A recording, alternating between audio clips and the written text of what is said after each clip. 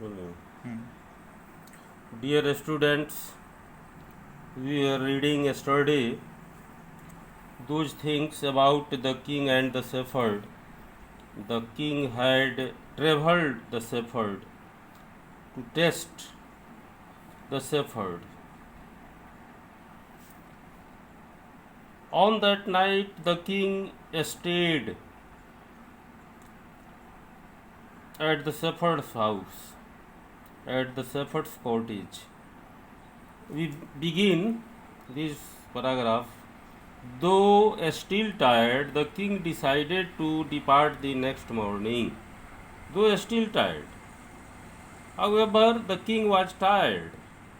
The king decided to depart the next morning. The king made his mind to go away in the morning. He said, "Many thanks for your kindness to a poor traveler. I have a long way to go." In the morning, the king gave him, "I have a long way to go, permit me to leave." The king said to the shepherd, "Many thanks for your kindness to a poor traveler." He did not tell himself as a king, he only told the shepherd as a poor traveler. He told himself a poor traveler. So he thanked him for his kindness. I have a long way, and he wanted to take permission to go. He said, "I have a long way to go. Permit me to leave. Give me order. Give me permission to go away." Looking straight into the eyes of his guest, the shepherd replied, "Thank you, Your Majesty." Here, Your Majesty refers to the king, Your Majesty, Maharaj, Huzur. Looking straight into the eyes of his guest, he saw into the eyes of his guest, and the guest was the king, and he told him, "Your Majesty, for paying me the compliment of a visit." He told the shepherd told the king that he himself felt very glorious after coming the king. The king understood himself that the shepherd would not recognize him, would not know him, but the shepherd was very wise, the shepherd was very intelligent. He knew perfectly that the guest was none but the king. So he told, "Your Majesty, for paying me the compliment of a visit, I feel very glorious, as you have come to my door, as you have come to my poor door. I feel proud of it." The king was astonished as well as pleased. The king was very surprised, astonished, surprised, as well as pleased. He was also glad, he was also happy. "He is indeed very wise," he thought to himself. The king said to himself that the shepherd was indeed very wise. I need people like him to work for me. And the king became so impressive that he thought that the people like a shepherd would do him, would suit to the king.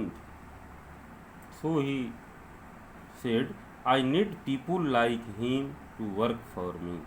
And the king appointed this humble shepherd the governor of a small district. The king appointed this humble shepherd, noble, gentle shepherd, the governor of a small district. He made him governor. The king made him the governor of a small district. Although he rose to power and dignity, when the shepherd became the governor of a small district, now his power rose and his dignity. The shepherd remained as humble as ever, but he could not show off himself as the powerful in the form of governor. Although he rose to power and dignity, the shepherd remained as humble as ever. But even now he was humble. People loved and honored him for his wisdom, sympathy, and goodness. People liked him very much. People respected him as he was very wise, and the people showed their sympathy and goodness. He was kind and just to one and all. He did not find any difference with anyone. He was kind and just to one and all. His fame as a fair and wise governor soon spread throughout the country. Now his popularity spread throughout the country. In the whole country, the people began to know about that governor. That governor was very gentle, very wise, very kind. Now the governors of the other provinces grew terribly jealous of him. When his name and fame spread everywhere in the country, the other governors became terribly jealous. They began to feel hatred feeling and began to talk to the king against him. They said he is very dishonest and keeps for himself part of the money that he collects as tax from the people. He is very dishonest and keeps for himself part of the money. And the governors told about him that he was very dishonest. The governor, the shepherd, the governor was very dishonest and keeps for himself part of the money. He also charged him that they blamed him that he kept money of the tax collected by the people. Why did he always carry with him, they added, an iron chest?